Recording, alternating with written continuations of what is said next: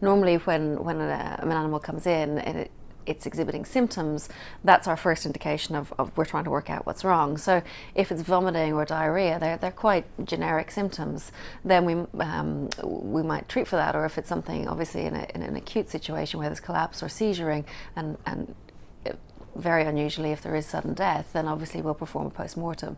And a post-mortem will give us an indication, but it will be very, very difficult to tell whether an animal has been poisoned or not from post-mortem, because you're relying on the naked eye to look at stomach contents or intestinal contents.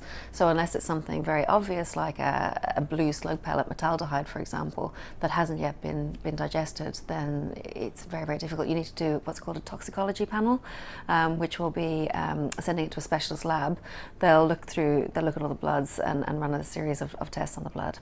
Personal opinion, I think it's a high stress environment. I think no matter whether the dogs enjoy it or not, they're going to be very stressed. And to be honest, that's something that has to be taken into account as well when you're diagnosing any problem, because stress will trigger and potentially unmask an underlying problem. So again, there's nothing for us to know at this stage whether there might have been a genetic problem, a heart problem, for example, that may have been triggered by the stress of the show. I'm not sure how old the dog was, actually. I think it was still quite a young dog. The other thing to bear in mind is it could be something like a bacterial infection. You can get tick-borne diseases, for example, that are endemic in Central Europe and other areas of the European community, but which we don't have over here in the UK, and they can cause symptoms that again, like muscle tremors and fatigue, that are very unspecific. So there's a lot to be looked into in a case like this.